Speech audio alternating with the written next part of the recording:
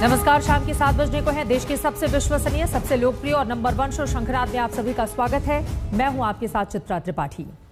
धर्म हमें दयालु बनाता है, जीवन जीने का सलीका सिखाता है, सद्भाव और प्रेम को प्रसाद करने की सीख देता है। मगर रायपुर में जो धर्म संसद लगी, वहां सीधे सीधे जहर बयानी हुई। संत का चोला धारण किए हुए कालीचरण नाम के एक संत ने धर्म संसद के मंच से अभद्रता की सारी सीमाएं लांघ दी। उन्होंने राष्ट्रपिता महात्मा गांधी को भद्दी भद्दी गालियां दी, गोडसे का गुणगान किया और जमकर चलाई अपनी जहरीली जुबान। वो मोहनदास करमचंद गांधी ने सत्यानाश पेल दिया। नाथुराम गोडसे जी को नमस्कार है, मार डाला। सत्यानाश हो जाएगा अगर राजा कट्टर हिंदूवादी नहीं बिठाया।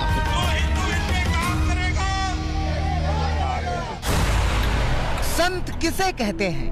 वो जो सहृदय हो, सरल हो, सहज हो, सज्जन हो, शालीन हो, जिसमें संतुलन हो, स्वार्थ न हो, काम क्रोध मद लोभ न हो। लेकिन उनको सुनिए, संत शब्द शर्मसार है इस भाषा पर। राजनीति के द्वारा राष्ट्र कब्जाना है। उन्होंने हमारे आंखों के सामने 47 में कब्जा लिए भैया। दो कब्जा है हमारे आंखों के सामने। ईरान, इराक, अफगानिस्तान तो पहले ही कब्जा चुके थे। बांग्लादेश और पाकिस्तान हमारे सामने कब्जाया, उन्होंने राजनीति के द्वारा कब्जाया। मोहनदास करमचंद गांधी ने सत्यानाश किया। और नाथुराम गोडसे जी को नमस्कार है। कहने के लिए रायपुर में धर्म संसद लगी थी, धर्म की बातें होनी थी, लेकिन अधर्म का ऐसा आकाश रचा गया जिसके तले मर्यादा को कालीचरण ने कुचल दिया। राष्ट्रपति महात्मा गांधी के लिए ऐसे शब्दों का प्रयोग कि सीधे सीधे सुनाया भी ना जा सके। नाथुराम गोडसे जी को नमस्कार है, मार डाला। देखो, ऑपरेशन करना बहुत जरूरी होता है। ये फोड़े फुंसियों का खौफ है तुम्हारे। है किसी में ताप जो कालीचरण को अभी गिरफ्तार कर सके? है कोई कानून जो सरेआम नफरत के ज्वार भाटे को सम कर सके? देश के नीति नियंता, कानून के प्रहरी और न्यायपालिका के देवता इस जहरीले बोल पर शांत क्यों हैं? राजा कट्टर हिंदूवादी बिठा।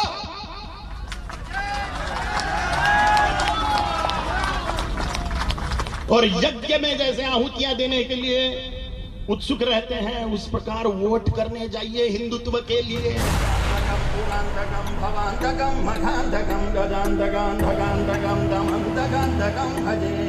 ये वही कालीचरण है जो कंदराओं में शिव तांडव स्तोत्र पढ़ते दिखे थे, लेकिन शिव तांडव का मूल ही ये भूल बैठे। इसीलिए जुबान जहरीली हो गई।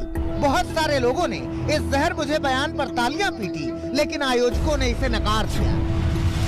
वो गलत था, पूरा गलत था, जिसमें क्योंकि मैं इसलिए मैं क्षमा भी चाहता हूँ। हमारी पूरी आयोजक समिति इस चीज के लिए क्षमा चाहती है। हमको यह जानकारी नहीं थी कि कालीचरण महाराज आकर के महात्मा गांधी के बारे में ऐसा शब्द कहेंगे। उस समय जब महात्मा गांधी जी को गाली दी जा रही थी, उस समय आपने कुछ नहीं बोला? किसने? जब गांधी जी इसी में कहा कि अपना हाथ बांध के मुझे बैठा दिया गया। महात्मा गांधी को गाली दी गई मंच से। हाँ, यहाँ पर हाँ, यहाँ हम कोई कमेंट नहीं करेंगे अभी बेटा। अभी यहाँ शांति है, वो जो माहौल है शादी उसे शांत करना। धर्म संसद के संरक्षक महंत राम सुंदर ने तो खुद को इस धर्म संसद से ही अलग कर लिया। सन 1947 का वह घटना याद करिए जिस परिस्थिति वर्ष भारत स्वतंत्र हुआ। वह महात्मा गांधी ने क्या कुछ नहीं किया जिसे राष्ट्रपिता का की उपाधि से नवाजा गया। अब उनके विषय में इस धर्म संसद से ऐसी बात, ये हमारा सनातन धर्म नहीं हो सकता। मैं बहुत क्षमा चाहता हूं आप सबसे। आप लोग भले ही बुरा लगा हो, इस धर्म संसद में अपने आप को अलग करता हूं, पृथक करता हूं। इस धर्म संसद में भूपेश बघेल को भी आना था। अच्छा ही हुआ कि वो नहीं आए थे। अलबत्ता कालीचरण के बयान पर मुख्यमंत्री भूपेश बघेल ने कहा कि प्रशासन सख्त कदम उठाएगा। राष्ट्रपिता के बारे में इस प्रकार के बातें कही जाना निश्चित रूप से दर्शाता है कि उनकी मानसिक स्थिति क्या है। तो कदम ये है कि कांग्रेस नेता की शिकायत पर कालीचरण के खिलाफ केस दर्ज कर लिया गया है, लेकिन केस के बाद भी धर्म संसद में शामिल होने वालों की भाषा सुनिए। मार, कत्ल, खून की बातें अगली पीढ़ी तक। हमें जेल होती है तो जेल जाएंगे, कत्ल होता है तो कत्ल हो जाएगा, कोई बात नहीं, फिर हमारे बच्चे करेंगे। हम अपनी हर जगह जो कर रहे थे उससे बिल्कुल अडिग हैं। हमारा काम है धर्म की रक्षा करना। हम सन्यासी हैं, हमारा सबसे पहला काम है धर्म की रक्षा करना। कांग्रेस बिफरी हुई है। संजय निरुपम ने ट्वीट किया, ये भगवाधारी फ्रॉड राष्ट्रपिता महात्मा गांधी को सरेआम गालियां दे रहा है, इसे तत्काल अंदर करना चाहिए। तो महाराष्ट्र के मंत्री नवाब मलिक ने लिखा, सत्य अहिंसा को झूठे और हिंसक कभी हरा ही नहीं सकते। बापू हम शर्मिंदा हैं, तेरे कातिल जिंदा हैं। रायपुर के सिविल लाइन थाने जाकर कांग्रेस नेताओं ने कालीचरण को गिरफ्तार करने की मांग की। दर्ज करा रहे हैं क्योंकि ये अपमान पूरे देश और विश्व का अपमान है। राष्ट्रपिता महात्मा गांधी के बारे में जिस ढंग से अपशब्दों का कहा है धर्म संसद में, तो कहीं न कहीं पूरे देश के नागरिकों में रोष की भावना है। तो हम सब कांग्रेस जन आज सिविल लाइन पहुंचकर FIR दर्ज करवा रहे हैं। रायपुर के पहले हरिद्वार में भी लगी धर्म संसद में ऐसे ही जहरीले बोल बोले गए। उस मामले में 3 लोगों के खिलाफ केस दर्ज किया गया है। कांग्रेस रायपुर में भी गिरफ्तारी की मांग कर रही है, लेकिन बीजेपी के एक विधायक इस अभद्रता के समर्थन में उतर आए हैं। जो भी तिलक लगाए व्यक्ति उसको या लूट लो या उसे खत्म कर दो, ये उस ग्रीन किताब में लिखा हुआ है, ये आतंकवादी कहता है। और कहां पर क्या हो रहा है हमारे हिंदू धर्म के प्रति, क्या षड्यंत्र चल रहा है, उसके प्रति भी आपको निगाह रखना है। तभी पहले आप सुरक्षित रहेंगे, उसके बाद में बेलगाम का हर वो हिंदू सुरक्षित रहेगा। अब सवाल ये है कि ये कैसी धर्म संसद है जिसमें खुलकर अधर्म का प्रचार किया जा रहा है, अभद्रता की जा रही है और सर्वधर्म समभाव जहां मैले कुचैले लत्ते की तरह फेंक दिया गया है। हेमेंद्र शर्मा, रायपुर, आज तक। वैसे अकेले रायपुर या हरिद्वार में ही नहीं जहर बयानी हुई। उत्तर प्रदेश के चुनावी समर में जहर बयानी की बाढ़ आ गई है। कानपुर में ओवैसी के बयान के बाद बीजेपी के मंत्रियों और विधायकों ने सारी मर्यादा को मिट्टी पलीत कर दिया। कोई जान से मारने की धमकी दे रहा है, कोई जबरदस्ती जनेऊ पहनाना चाह रहा है। जुबान तल्ख से कहीं ज्यादा गंदी है। देखिए यूपी के चुनाव की ये जहर बयानी।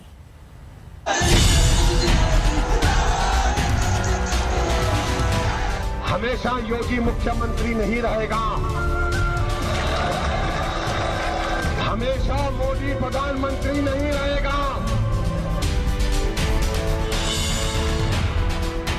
लेकिन मोदी जी और योगी जी के मरने से पहले तू जिंदा रहेगा क्या, पहले वो देख लो। चुनौती देने का दुस्साहस नहीं करो, कब्र से तुम्हारे अब्बा जान भी निकल के आ जाएंगे, फिर भी मुगलों का राज नहीं आने वाला है। उत्तर प्रदेश में चुनाव क्या आए, पूरे माहौल में नफरत की गंध घुल गई। चारों ओर से धर्म के नाम पर जहरीली आंधी चली है। असदुद्दीन ओवैसी ने मुस्लिमों को अपने पाले में लाने के लिए पहले ये बयान दिया था। मैं तो उन पुलिस के लोगों से कहना चाह रहा हूँ, याद रखो मेरी इस बात को, हमेशा योगी मुख्यमंत्री नहीं रहेगा, हमेशा मोदी प्रधानमंत्री नहीं रहेगा। और हम मुसलमान वक्त के एतबार से खामोश जरूर हैं, मगर याद रखो हम तुम्हारे जुल्म को भूलने वाले नहीं हैं। हम तुम्हारे जुल्म को याद रखेंगे। अल्लाह अपनी ताकत के जरिए तुमको निस्तो नाबूद करेगा इंशाअल्लाह ताला। ओवैसी का ये बयान बीजेपी के नेताओं और यूपी सरकार के मंत्रियों को बुरी तरह चुभ गया। कहने के लिए तो टी राजा बीजेपी के विधायक हैं, लेकिन यूपी की सियासत में सर उठाए हुए हैं, वैसे ही जैसे जहरीले बोल के लिए वो जाने जाते रहे हैं। असदुद्दीन ओवैसी जो हमारे बड़े साले साहब हैं, उन्होंने एक बात कही। उन्होंने क्या कही कि मोदी जी और योगी जी के बाद में क्या होगा तुम्हारा, यानी हमारा क्या होगा, हिंदुओं का क्या होगा, वो ये बात कहता है। तो मैं उसको कहना चाहूंगा कि बेटा, मोदी जी तो रहेंगे, योगी जी भी रहेंगे, हर इंसान को तो मृत्यु आना है। आप भी मरेंगे, मैं भी मरूंगा, सब मरना है ना आज में तो कल। लेकिन मोदी जी और योगी जी के मरने से पहले तू जिंदा रहेगा क्या, पहले वो देख ले। उत्तर प्रदेश में योगी सरकार के मंत्री भी ओवैसी के बयान से बिफरे हुए हैं। डरपोकों की औलाद असदुद्दीन ओवैसी के द्वारा हिंदुओं को चुनौती देने का जो दुस्साहस किया जा रहा है, मैं आगाह करना चाहता हूं कि इस देश में योगी और मोदी का ही राज रहेगा। अब तुम्हारे मुगलों का राज नहीं आने वाला है और तुम भी हिंदुओं की ही औलाद हो। हमें अफसोस है कि डरपोक हिंदुओं की औलाद हो जो मुगलों की तलवार के डर से मुसलमान बन गए। ओवैसी के लिए अब शब्दों की भरमार कर रहे हैं मंत्री जी। हम हिंदू उन बहादुर हिंदुओं की औलादे हैं जो मुगलों की तलवारों से नहीं डरे, जिन्होंने जजिया कर भी दिया, अनेक प्रताड़नाएं भी सहे, लेकिन हिंदुत्व को नहीं त्यागा। चुनौती देने का दुस्साहस नहीं करो, कब्र से तुम्हारे अब्बा जान भी निकल के आ जाएंगे, फिर भी मुगलों का राज नहीं आने वाला है। मोदी और योगी का ही राज बना रहेगा और हिंदुत्व की जय जयकार होती रहेगी। उत्तर प्रदेश के ही पंचायती राज्य मंत्री भूपेंद्र चौधरी तो एक कदम आगे निकल गए। कहा दोबारा बीजेपी सत्ता में आएगी और ओवैसी को जनेऊ पहनाएगी। तो यूं समझिए कि उत्तर प्रदेश की चुनावी राजनीति में नेताओं ने न्यूनतम मर्यादा को भी चाक कर दिया है। अभद्रता के साथ जहर बुझे बयान हिंदू मुसलमान। जैसे हमारा सपना था कि 370 हट गई। अयोध्या में मंदिर बन रहा है। परसों मोदी जी काशी का भी आधा काम पहचान दिए। अब बाजू की है, एक धक्का और दो, वो एक जो है बाजू कुछ उसको भी अब साफ कर देने का प्लान है, समझ के चलो। सवाल तो बनता है कि खुलेआम ऐसी हिंसक बातें करने वाले और धमकियां देने वालों पर कार्रवाई कब होगी। आज तक ब्यूरो।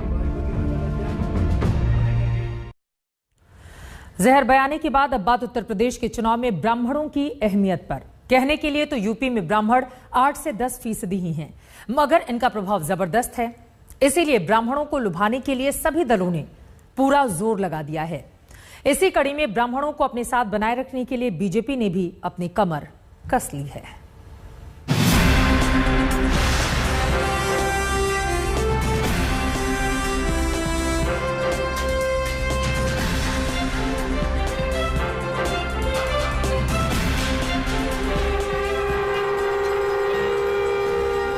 शंख की ध्वनि है, वोटरों का ध्यान है, मंदिर मंदिर की दौड़ है, ब्राह्मण वोट पाने की होड़ है। क्योंकि उत्तर प्रदेश की सियासत में हर दल ब्राह्मण वोटों को वो कुंजी मान रहा है जो चुनावी जीत का ताला खोल देगी। हर हाल हर सूरत में जनता का रुख पार्टी की ओर मोड़ेगी। उत्तर प्रदेश के बीते कुछ चुनाव का कुछ ऐसा ही पैमाना है। जिस ओर ब्राह्मण वोटर है उस पार्टी के साथ जमाना है। यही वजह है कि ब्राह्मण वोटरों को लुभाने के लिए हर पार्टी आगे आ रही है। चुनाव से पहले खुद को ब्राह्मणों का सबसे बड़ा हितैषी बताने की होड़ लग गई है। जितना काम ब्राह्मण समाज के लिए, प्रबुद्ध समाज के लिए और सर्व समाज के लिए आदरणीय श्री नरेंद्र मोदी जी की सरकार ने किया है, वह अभूतपूर्व है, जिसका अगर हम भी एक एक गणना करें तो भूल जाएंगे कि कितनी योजनाएं उन्होंने दिया है। तो ऐसी स्थिति में जो लोग भी या कुछ आरोप वो कर रहे हैं, क्योंकि उनके पास करने को ही कुछ नहीं है, केवल कहने को है तो कह रहे हैं। पिछले विधानसभा चुनाव में ब्राह्मण बीजेपी के साथ आया तो उत्तर प्रदेश बीजेपी के हाथ आया। लेकिन चुनावी माहौल में जिस तरह सभी पार्टियां ब्राह्मण वोटों के लिए जोर लगा रही हैं, उसे लेकर बीजेपी सतर्क है। बीजेपी अध्यक्ष जेपी नड्डा के साथ यूपी के बड़े ब्राह्मण नेताओं की बैठक में इसी मुद्दे पर रणनीति बनी और सभी को साथ लेकर जीत की नीति पर चर्चा हुई। अपनी राय दी और राय के साथ साथ किस तरह हम चुनाव की दृष्टि से हम आगे बढ़ सकते हैं, पार्टी की नीतियों को, मोदी जी की नीतियों को, विकास के रास्ते को और हमारे मुख्यमंत्री योगी जी के सुशासन के मार्ग को। जिस तरह से उन्होंने भ्रष्टाचार मुक्त शासन दिया है, जिस तरह से कानून व्यवस्था में गुणात्मक परिवर्तन हुआ है, गुंडे बदमाश का राज खत्म हुआ है, इस विषय पर चर्चा हुई और हम सब लोग मिलकर उत्तर प्रदेश में अपनी दोबारा से सरकार बनाएंगे, इसमें कोई दो राय नहीं है। यूं तो बीजेपी नेता सबके साथ का दावा कर रहे हैं, लेकिन सवाल ये है कि वो क्या वजह है जिसमें बीजेपी नेताओं के मन में ब्राह्मण वोट बंटने का डर सता रहा है। इसका जवाब इन 3 तस्वीरों से समझा जा सकता है। बीएसपी एक बार फिर ब्राह्मण वोटरों के सहारे मैदान में उतरी है। सतीश चंद्र मिश्रा की अगुवाई में पार्टी लगातार ब्राह्मण वोटरों को बीएसपी से जोड़ने की कोशिश में लगी है। उधर समाजवादी पार्टी हरिशंकर तिवारी, उनके बेटे और दिग्विजय नारायण चौबे जैसे ब्राह्मण नेताओं को पार्टी में शामिल कराकर समाज को संदेश देने की कोशिश कर रही है। वहीं यूपी चुनाव की कमान संभाल रही प्रियंका गांधी लगातार मंदिर का दौरा कर ब्राह्मण समाज को साथ लाने में लगी हैं। विरोधी पार्टियों की इन कोशिशों पर बीजेपी की नजर है और वो इसे ध्यान में रखकर अपनी रणनीति बना रही है। हालांकि विपक्ष का कहना है कि चुनाव से पहले बीजेपी का कोई भी दांव अब काम आने वाला नहीं है। उत्तर प्रदेश का मतदाता, जिसमें ब्राह्मण भी बड़ी संख्या में शामिल हैं, इनके झांसे में नहीं आने वाला है। उत्तर प्रदेश का मतदाता किसी एक्ट के चक्कर में, किसी मुफ्त के चक्कर में नहीं आने वाला है। पिछले 5 सालों में भारतीय जनता पार्टी के शासन को उसने देख लिया। उत्तर प्रदेश की सियासत में भले ही ब्राह्मणों की ताकत 8 से 10% वोट तक सिमटी हुई है, लेकिन ब्राह्मण समाज का प्रभाव इससे कहीं ज्यादा है। सूबे की करीब 5 दर्जन से ज्यादा सीटों पर ब्राह्मण वोटर निर्णायक भूमिका अदा करते हैं। 1 दर्जन जिलों में इनकी आबादी 20% से ज्यादा है। 2017 में बीजेपी के 312 विधायकों में 58 ब्राह्मण चुनकर आए थे। योगी सरकार में डिप्टी सीएम दिनेश शर्मा, जितिन प्रसाद, श्रीकांत शर्मा और ब्रजेश पाठक समेत 9 ब्राह्मण मंत्री हैं। सत्ता में इस भागीदारी के बावजूद विपक्ष योगी सरकार पर ब्राह्मणों की अनदेखी का आरोप लगाता रहा है। इसे देखते हुए यूपी चुनाव से ठीक पहले बीजेपी का शीर्ष नेतृत्व एक्टिव हो गया है, ताकि ब्राह्मण वोटों को बीजेपी के साथ एकजुट रख के जीत तय की जाए। लखनऊ से अभिषेक मिश्रा के साथ हिमांशु मिश्रा, दिल्ली आज तक। यूपी के चुनावी समर के बाद बात पंजाब की। पंजाब में विधानसभा चुनाव से पहले चंडीगढ़ नगर निगम के चुनाव के परिणाम आ गए। इन परिणामों में सबसे आगे रही है आम आदमी पार्टी, लेकिन जो परिणाम आए हैं उनकी व्याख्या सारे दल अपने अपने हिसाब से इस तरह कर रहे हैं कि वो विधानसभा चुनाव का बेस बन सके।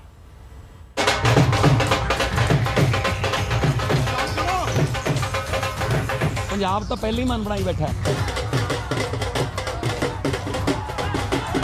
चंडीगढ़ के नतीजे तो सिर्फ एक ट्रेलर है, पंजाब पूरी पिक्चर है।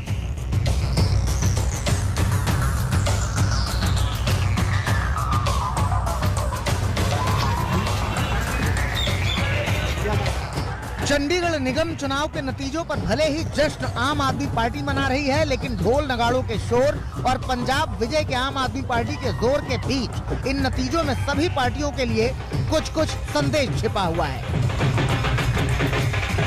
सबसे पहले बात आम आदमी पार्टी की, जो फाइनल नतीजों में सबसे बड़ी पार्टी बनकर उभरी और 14 सीटें हासिल की। इस जीत को आम आदमी पार्टी के नेता झांकी बता रहे हैं, जिसकी असली तस्वीर पंजाब चुनाव में दिखेगी।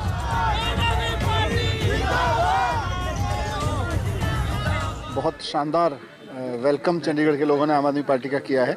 विधानसभा चुनाव में तो पंजाब के लोगों का मन वैसे ही बना हुआ है कि अब की एक बार मौका केजरीवाल जी को देना है। मैं आज चंडीगढ़ के नतीजों को देखते हुए आपको ये जरूर कहना चाहूंगा कि जो मूड चंडीगढ़ का है वही मूड पंजाब का है, और चंडीगढ़ तो सिर्फ झांकी है, पंजाब अभी बाकी है। चंडीगढ़ निगम चुनाव में दूसरे नंबर पर बीजेपी रही, जिसे 12 सीटें हासिल हुई। वहीं कांग्रेस को 8 जबकि अकाली दल को सिर्फ 1 सीट मिली।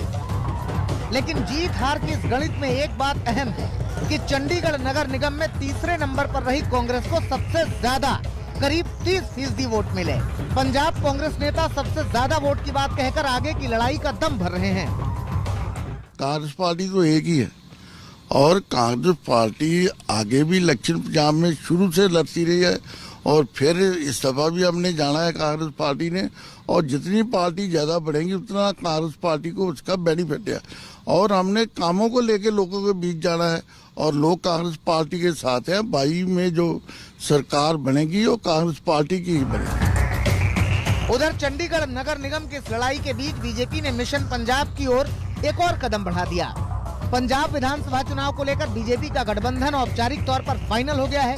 अब बीजेपी कैप्टन अमरिंदर सिंह और सुखदेव सिंह ढींढसा की पार्टी साथ ही पंजाब में चुनावी मैदान में उतरेगी। गृह मंत्री अमित शाह ने पहले कैप्टन अमरिंदर सिंह के साथ बैठक कर सीट बंटवारे को लेकर चर्चा की। इसके बाद सुखदेव सिंह ढींढसा से सीट शेयरिंग पर बात हुई। सीटों के बंटवारे को लेकर के, संख्या को लेकर के और कौन सी पार्टी लड़ेगी, इसको लेकर के तीनों ही दलों के 2-2 प्रतिनिधियों की एक कमेटी बनाई जाएगी। आज नाम तय किए जाएंगे और आने वाले 1-2 दिन के बाद में उसकी बैठक होगी। पंजाब चुनाव की तैयारी में जुटी हर पार्टी अपने हिसाब से चंडीगढ़ नगर निगम के नतीजों की व्याख्या कर रही है, लेकिन इन नतीजों से ये बात तो साफ है कि पंजाब की लड़ाई किसी भी पार्टी के लिए आसान नहीं होने वाली। चंडीगढ़ से कमलजीत संधू के साथ ललित शर्मा, आज तक। उधर उत्तर प्रदेश के कानपुर में इत्र कारोबारी पीयूष जैन को आज कानपुर की कोर्ट में पेश किया गया, जहां से कोर्ट ने उसे 14 दिन की न्यायिक हिरासत में भेज दिया है। कोर्ट में पेश करने से पहले पीयूष जैन का हैलेट अस्पताल में मेडिकल कराया गया। आपको बताते चले कि पीयूष के दोनों बेटे पहले से ही हिरासत में हैं। बीती रात ही पीयूष जैन की गिरफ्तारी हुई थी। पीयूष जैन के कानपुर और कन्नौज वाले घरों की तलाशी ली गई, जहां से अभी तक 175 करोड़ की नकदी और 23 किलो सोना की बरामदगी हुई है। कन्नौज में अभी जांच जारी है। इसी के साथ शंकराब में एक छोटे से ब्रेक के लिए हम रुकेंगे, लेकिन जब वापस लौटेंगे तो लेकर चलेंगे आपको जौनपुर 2022 कौन जीतेगा। सीधा सवाल जब हमने जौनपुर की जनता से किया तो क्या मिला जवाब, दिखाएंगे बुलेट रिपोर्टर में। ब्रेक के बाद जरूर देखिएगा। देखते रहिए आज तक, फौरन लौटते हैं।